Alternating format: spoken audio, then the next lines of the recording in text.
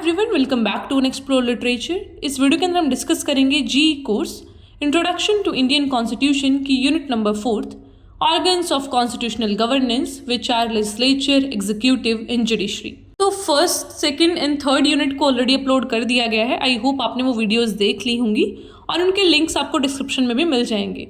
इनका एक अलग से मैंने प्लेलिस्ट बना रखा है, तो आप सीधा उसको भी एक्सेस कर सकते हैं। Now without wasting much of your time, let's start the video. तो देखो, जो गवर्नमेंट्स होती है ना, वो बेसिकली 3 ब्रांचेस या फिर 3 ऑर्गन्स में स्ट्रक्चर्ड रहती हैं। वो 3 ऑर्गन्स होते हैं एग्जीक्यूटिव, लेजिस्लेचर एंड जुडिशरी। ये जो तीनों ऑर्गन्स होते हैं उनके अलग अलग फंक्शंस होते हैं, पावर्स होती हैं और एक सिस्टम भी प्रोवाइड किया जाता है जहाँ पे इनकी पावर्स को चेक एंड बैलेंस किया जाता है। तो इन्हीं 3 फंक्शंस को हम आगे डिस्कस करेंगे डिटेल में। सबसे पहले मैं आपको वन वर्ड में बताऊँ तो लेजिस्लेचर का मतलब होता है जो लॉ बनाए, एग्जीक्यूटिव का मतलब है जो उसको एनफोर्स करे, मतलब जो उसको लागू करे, और जुडिशियल का मतलब है जो उसको जस्टिस सर्व करे, मतलब कि जो इंटरप्रेट करे लॉ को, और जुडिशियल जो भी सर्विसेज हैं जस्टिस से रिलेटेड वो उन चीज़ों को देखे। बात करें एग्जीक्यूटिव की तो इसका फंक्शन है इम्प्लीमेंट करना और एनफोर्स करना लॉ को। इसके कंपोनेंट क्या है, मतलब कौन कौन इसके अंडर आते हैं। तो सबसे पहले आते हैं प्रेसिडेंट, फिर आते हैं प्राइम मिनिस्टर और different government agencies and departments. इनका रिस्पॉन्सिबिलिटी क्या है? रिस्पॉन्सिबिलिटी है एडमिनिस्ट्रेशन का, फॉरेन पॉलिसी का, डिफेंस का और लॉ को पास करने का लेजिस्लेचर के अंदर। अब जो इनका सबसे फर्स्ट कंपोनेंट है प्रेसिडेंट, अगर उनकी बात करें तो प्रेसिडेंट फर्स्ट सिटीजन होता है एक नेशन का। वो ही सारे बिल्स पे साइन करता है, सुप्रीम कोर्ट के जजेस का अपॉइंटमेंट, पीएम का अपॉइंटमेंट, जो भी इंपॉर्टेंट अपॉइंटमेंट्स हैं वो यहाँ पे प्रेसिडेंट करता है। तो फिर आता है वाइस प्रेसिडेंट, ये सेकंड हाईएस्ट कॉन्स्टिट्यूशनल बॉडी है। तो ये जो वाइस प्रेसिडेंट होता है वो एक्स ऑफिशियो चेयरपर्सन होता है राज्यसभा का। एक्स ऑफिशियो का मतलब है कि अगर तुम वाइस प्रेसिडेंट बन गए तो तुम्हें और कुछ करने की ज़रूरत नहीं है, तुम सीधा अपॉइंट हो जाओगे राज्यसभा के चेयरपर्सन। ना कोई इलेक्शन लड़ना है, ना कोई फॉर्म भरना है, कुछ नहीं करना तुम्हें। तुम सीधा एक चेयर पकड़ते ही दूसरी चेयर पर पहुँच जाओगे। लाइक वहाँ के जो रूल्स एंड ड्यूटीज़ हैं आपको मिल जाएंगे। Then the third person is PM. PM आपको पता है हेड ऑफ गवर्नमेंट होता है और ये काफ़ी इंपॉर्टेंट रोल प्ले करते हैं डिसीजन मेकिंग में। फिर आता है council of ministers. Council of ministers का मतलब है एक मिनिस्टर्स की बॉडी जो कि असिस्ट करती है हमारे पीएम को उसकी डिफरेंट लॉज एंड पॉलिसीज़ बनाने में। लास्ट है अटॉर्नी जनरल। अटॉर्नी जनरल होते हैं चीफ लीगल एडवाइज़र, मतलब कि जो हाईएस्ट लीगल एडवाइज़र होते हैं कंट्री के अंदर। Alright, so this are all the important components of executive. सभी हम नहीं डिस्कस कर सकते, तो ये मैंने इंपॉर्टेंट वाले डिस्कस कर लिए यहाँ पे। Then the second is legislature. Function इसका होता है लॉ बनाना। इसके कंपोनेंट है, कंपोनेंट का मतलब होता है इसके पार्ट्स। तो ये बाइकैमरल होता है। बाइकैमरल का मतलब 2 हाउसेज हैं। तो 2 हाउसेज में एक आता है राज्यसभा, एक आता है लोकसभा, जिसको अपर हाउस और लोअर हाउस भी बोलते हैं। इनकी रिस्पॉन्सिबिलिटी की बात करें तो इनकी रिस्पॉन्सिबिलिटी होती है डिबेट करना, पास करना लॉज को, बजट को अप्रूव करना और एग्जीक्यूटिव ब्रांच की जो भी चीज़ें हैं उनको देखना।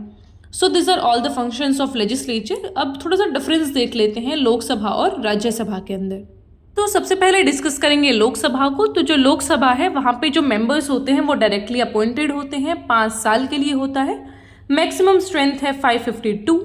और जो मनी बिल है उसको सीधा हम लोकसभा में ही इंट्रोड्यूस कर सकते हैं, वो राज्यसभा में इंट्रोड्यूस नहीं हो सकता। मनी बिल मतलब जहाँ पे हम मनी का डिमांड करते हैं। देन इज कि जो लोकसभा है वो ज़्यादा पावरफुल है राज्यसभा से। बात करें राज्यसभा की तो यहाँ के जो मेंबर्स होते हैं वो इलेक्ट किए जाते हैं by the elected members of state legislative assembly. मतलब कि हम इनको सीधा नहीं चुन के भेजते, जिन लोगों को हम चुन के भेजते हैं वो चुनते हैं फिर राज्यसभा के मेंबर्स को। ये परमानेंट बॉडी होता है। यहाँ पे 1/3 मेंबर्स हैं जो हर 2 साल के बाद रिटायर करते रहते हैं। ऐसा नहीं है कि कभी राज्यसभा डिसॉल्व होगा, तो Rajya Sabha is like a permanent house. तो यहाँ पे 250 मेंबर्स होते हैं मैक्सिमम।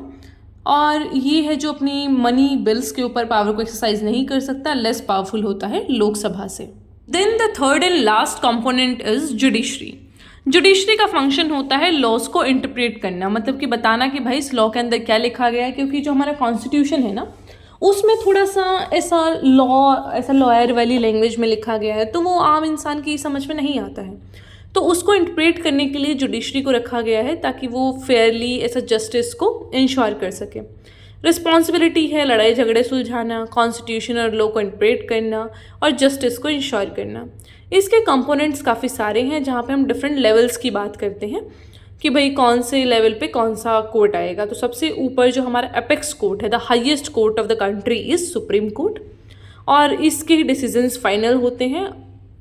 अगर इसका कोई भी मतलब डिसीजन है जो वो लिया जाता है वो खुद से रिवाइज उसे कर सकता है, लेकिन कोई छोटा कोर्ट उसे रिवाइज नहीं कर सकता। फिर उसके बाद आता है एपेलेट कोर्ट या फिर कोर्ट ऑफ अपील। यहाँ पे क्या होता है, इसको बोलते हैं इंटरमीडिएट कोर्ट, जो कि लोअर और सुप्रीम कोर्ट के बीच में आता है। मतलब ये सेकंड लेवल का कोर्ट है, ना सबसे नीचे है ना सबसे ऊपर है, तो बीच वाला। ये जो लोअर कोर्ट की अपील है उनको सुनता है, लीगल एरर्स को समझता है, इंश्योर करता है कि जो लॉ है वो करेक्टली एप्लीकेबल हो रहा है नहीं।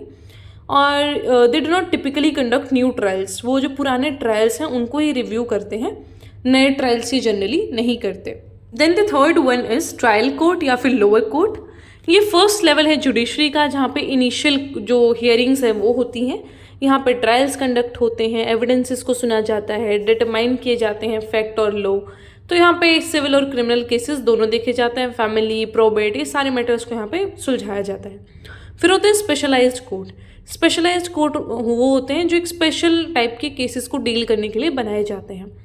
Next is administrative tribunals. तो ट्रिब्यूनल्स क्या होता है कि कोर्ट्स जो होते हैं उनके ऊपर बहुत बर्डन हो जाता है, क्योंकि कितने सारे कोर्ट्स केसेस हैं जो वो पेंडिंग है, ऐसे ही कोई PIL गई हुई है, कुछ कुछ चलता रहता है। मतलब तो इतने हमारे पास जजेस भी नहीं हैं, we don't even have that much manpower, और बहुत मैकेनिकल भी हो जाता है कई बार ये चीज़ें। तो इस वजह से हमने क्या किया कि ट्रिब्यूनल्स बना दिए कि भैया देखो ये ग्रीन ट्रिब्यूनल है, मतलब कि जो इन्वायरमेंट से रिलेटेड है वो यहाँ पे सुलझाए जाएंगे। ये एडमिनिस्ट्रेटिव ट्रिब्यूनल है तो यहाँ पे एडमिनिस्ट्रेटिव से रिलेटेड प्रॉब्लम सुलझाए जाएंगे। अब ये तो है नहीं कि कुछ आपके एडमिनिस्ट्रेटिव लेवल पे कुछ दिक्कत हुई, अपॉइंटमेंट वगैरह में, कुछ फर्जीवाड़े में कुछ ऐसा सा हुआ और आप जाके वहाँ पे पहुँच गए सुप्रीम कोर्ट में, तो ऐसा सुप्रीम कोर्ट हर किसी की बात नहीं सुन सकता है। इसलिए ट्रिब्यूनल्स बनाए गए हैं ताकि जल्दी से आपकी जो भी प्रॉब्लम है उसका सुलझाव हो सके और आपको ऐसा टाइम कंज्यूमिंग ना हो चीज़ें, और जस्टिस जल्दी से जल्दी डिलीवर हो जाए। Because it is believe that justice delayed is justice denied, कि जितना लेट आप करते हैं जस्टिस को, इसका मतलब है कि इंसान को जस्टिस मिला ही नहीं। देन द लास्ट आर जजेस एंड मजिस्ट्रेट। तो वो लोग जो ये सारी प्रॉब्लम्स हैं जो उनको सॉल्व करते हैं, लॉज को इंटरप्रेट करते हैं, रूलिंग्स सेंटेंस पास करते हैं, वो लोग होते हैं जजेस and magistrate. Alright, so this was all about this unit. ये काफ़ी छोटी यूनिट थी। आई होप आपको मज़ा आया होगा ये वीडियो देखते हुए और समझ भी आया होगा। कोई क्वेश्चन क्वेरी जो भी है वो आप पूछ सकते हैं। ऑल्सो आपको जिस भी टॉपिक पे वीडियो चाहिए वो भी बता दीजिएगा। And please do subscribe the channel because हमारे 10K होने वाले हैं, तो जल्दी से वो भी करा दो। I will meet you in the next video. Till then take care, stay happy, stay healthy.